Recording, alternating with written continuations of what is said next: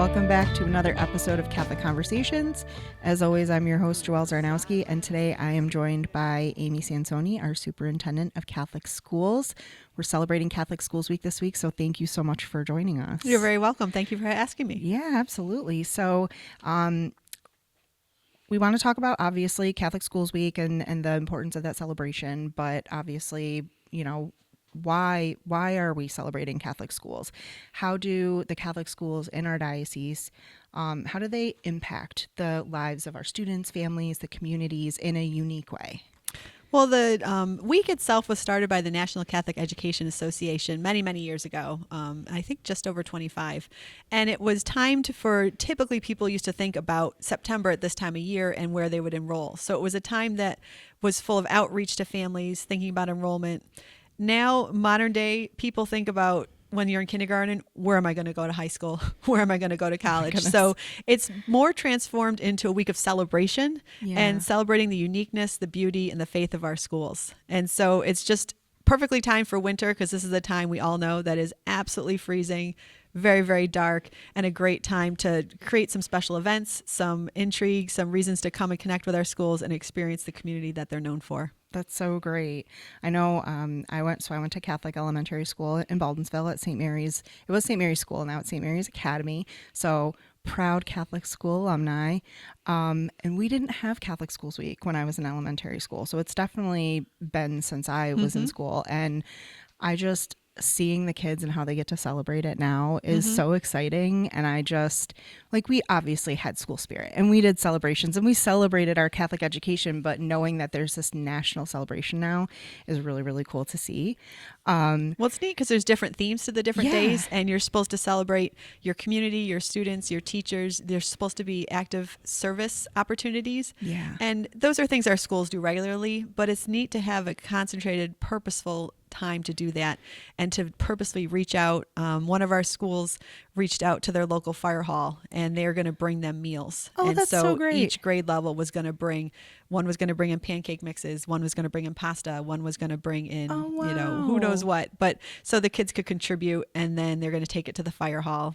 One of our other schools was local food pantries reach out for food all year long. But they also, sometimes people want something special like a birthday cake.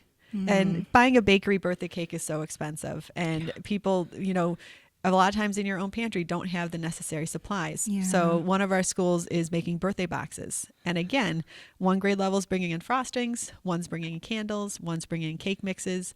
So, it's an easy lift for the families to just bring in something little, but it's amazing to think the joy that box would bring. Yeah. So all of our schools, check out your school's websites and see what service is going on because it's just amazing, the breadth and variety. And it's empowering for the kids to be active contributors in charity, in mercy, and really feel empowered.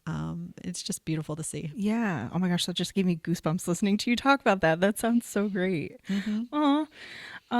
So with our Catholic schools, obviously, things have changed over the years. We've seen our Catholic schools change. There's a decrease in school enrollment everywhere, like even in the public school system. So obviously our Catholic schools are facing some challenges. So what are some of those what are some of the biggest challenges that you're seeing our Catholic schools face right now?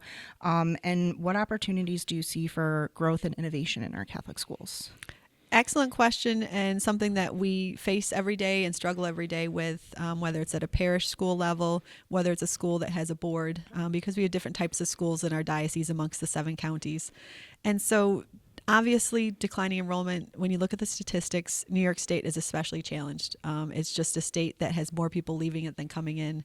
It's a state nationally that's aging and people simply aren't having as many children. There's a lot of reasons for that. And one of them is it is expensive. Right. And we now know and can quantify what it's going to cost to educate that child, what college is going to cost. There's so many expenses. Right. And so we know that asking our parents to pay tuition on top of the other challenges and the taxes they pay is a burden. And so that's why we're very creative about scholarships and trying to find other streams of revenue to assist families. One thing we've been blessed with in the last 10 years alone is the Cabrini scholarships that come from the Mother Cabrini Foundation. We are just so grateful. And even now they're funneled through the Children's Scholarship Fund, the Bison Fund in Buffalo. And that's been such a blessing to us that we've had over $500,000 a year for the last 4 years. Wow. And those are need-based scholarships. And every year we've seen that need creep up. Last year, of the families that applied, 83% of them were at 100% need. Wow. And so then we're also blessed that every school community can raise their own scholarships as well. Right. So there's all sorts of things from a small fundraiser. Some of our schools right now are getting ready to auction off parking spots that parents could be the front line for pickup or get the front row at graduation. And those are just attractive little perks that raise a couple $1,000s here and there. And then there's larger fundraisers that people will have a gala, they'll have a golf tournament. But we've also got our schools reaching out to people in their community to connect them meaningfully in ways that they might want to have an impact. You know, our schools, now we do state testing with computer-based testing, 3rd grade on up. Those are based on new state mandates that we have to meet. And we're proud to have educational excellence to meet New York State standards, but more importantly, exceed them. But you need Chromebooks or Apple iPads or desktop computers. Right. Kids need that one-to-one experience now, and that's not money the state is giving us to fund. And that's another opportunity for us to reach out to donors and see, would you like to help our children? Would those technological needs meet those academic needs? Yeah. So just some innovative development opportunities that we've been trying to create within our school communities is a way that we've been facing that financial challenge, as well as taking advantage of different grants we do get from New York State. They do help us with some safety money, which is so important today. Our schools pride their safety very much, and that's something that we are always looking to make sure that we are on the forefront of any innovation. Right. And the state does help with some % of that funding. And great. So things of that nature. Great. So if somebody, you know, listening to this podcast was like, wow, I'd really like to help out with making sure that kids have the technology that they need in their classrooms, they could make a designated donation to one of the schools saying, I want to make this donation and I want it to go to this, correct?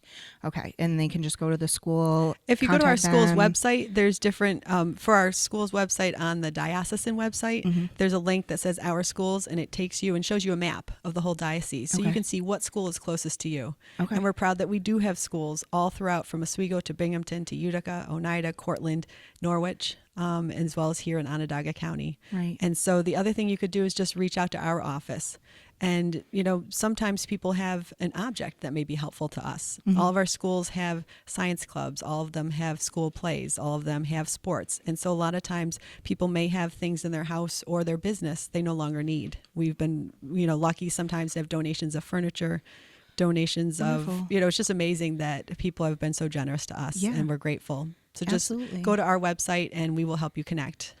All right, great. So then our Catholic schools, obviously, we want to, you know, emphasize the academic excellence that we provide at our schools alongside the faith aspect of that. So how do our schools balance those priorities, and how do you see faith shaping the lives of our students? It's exciting because it starts with our families when they send their kids to us, because we know they're making that choice because of the faith. And then it's also exciting because our teachers had that faith at their core. And so religion for us isn't something that's taught in one class during a set of 30 or 40 minutes, but something that everybody lives. So our teachers can, during their content time, your math teacher, your science teacher, your music, your Spanish teacher, they can weave in their faith, whether it's teaching a liturgical song, whether it's highlighting a certain liturgical season, or whether it's highlighting the virtues that underscore everything that we do. So you can talk about history and you can look at the virtues shown by Abraham Lincoln. You can highlight the Thanksgiving Day speech given by George Washington and highlight how he is saying faith underscores the establishment of that holiday here. And those are things that you can't do in public schools. More and more that people are being not allowed to express things because it might be insulting or make people feel, you know, in a certain way uncomfortable. And in our schools, we embrace that because we're trying to help our children face the hard reality of life and give them the faith that will carry them through that and help them succeed here, but also find heaven.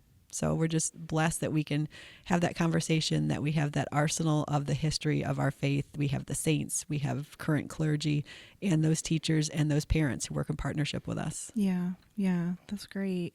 So with Catholic Schools Week, the theme for, I believe it started last year and it's going to run through 2026, is United in Faith and Community.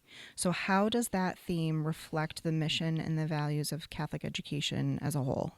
We love the idea of community, and that just echoes through our schools, because their communities are created not simply because they are people that are near one another, but because they are people that have intentionally chosen to engage with one another. And so we find that our school communities thrive both within the walls of the school and outside. We know alumni that, will reconnect with their school, that communicate with each other all the time. And that's just amazing. I'm sure you keep up with friends from I St. honestly Mary's. keep in touch with my classmates from St. Mary's more than I keep in touch with classmates from high school. We just had this bond that I don't know. I haven't seen them. My sisters both went to public elementary schools, and I don't see that they had that same bond with their classmates. I think because a lot of times those classmates were changing a lot as the years went on. They didn't always have the same kids with them. But for me, I mean, K through 5, because I did end up switching to public school in 6th grade, but K through 5, I had the same kids with me the whole time. And we were just very close. And I love, keeping in touch with all of them now and seeing their families grow and their kids grow up and they're starting to go to school. And actually somebody that went to school with me at St. Mary's recently just moved back into the area, and I'm Instantly we're again. just like, oh my gosh, it's so great to have you back here, to see you and your family and to have you around. And yeah, it's just a different Well, that faith is bond. the tie. Yeah, and it absolutely. truly is a palpable, intentional community that you can feel in the schools. Yeah. And we love that it extends outside of the walls of the schools too. Yeah. As Jesus said, you let your light shine. This isn't something we're covering up under a bushel. And that's why, especially during Catholic Schools Week, we invite people to come, experience the community, experience the engagement, visit the schools. You don't have to have kids to come visit them. We welcome anyone to come just to see the faith that's living, the academic excellence, and you'll just feel that joy the minute you walk in the doors. Yeah, absolutely. It's hard not to. I mean, I volunteer for a youth group at St. Mary's, and so we're in the school for a part of it, and just walking through those halls now as an adult and seeing all of the kids' artwork on the bulletin boards, and I follow them on Facebook and seeing their pictures on Facebook. Like, those kids they love that school just as much as I did, and it's so great to see them experiencing And that's the a same great thing that I point did. to look at Facebook. You can put in the name of any one of our schools. Yes. They all have public pages, and it's just beautiful to see. For example, next week, Most Holy Rosary is going to go snow tubing, and it's a first for their Great. school, and it's because it was a tradition at Cathedral Academy at Pompeii. And last year, sadly, when Cathedral Academy at Pompeii had to close due to declining enrollment, about 85% of their students transferred to Most Holy Rosary. They attend there, and the school's been intentional about having certain pieces of artwork that came from the school. They have several teachers that were former teachers at the school, and also things like these traditions that a lot of the children there are children who are new to our country, have never seen snow, and certainly never snowboarded. So now the community at Most Holy Rosary will experience that next week and start a new tradition there. That's and so special for exciting. Catholic Schools Week, but also, again, showing that community. Yeah, absolutely. Oh, I'll definitely have to make sure I check that out. Those pictures are going to be so fun. Yeah, so check out our schools on Facebook, and you'll see just really lively faith, lively community, and engagement. Yeah, that's wonderful. So as we're looking ahead, what would the vision for our Catholic schools in the Diocese of Syracuse be? And I know we've already talked a little bit about how listeners can support them, but any other ideas that you have for how we as a larger community of the diocese can support the schools as we look to the future? The most important thing people can do is pray, and that's always our first tool for anything. And so that's when the Holy Spirit will speak to you and let you know, is it time to go visit a school? Is it time to call up and see if you can make a donation? Or do you know, when you sit in the pew at church, is there a family near you that has young children that you can say to them, hey, do your children go to the Catholic school? Have you ever thought about it? Because people have a lot of misconceptions that the tuition would be too exorbitant, that they might not qualify for scholarships, that we might not have programming that their public schools do.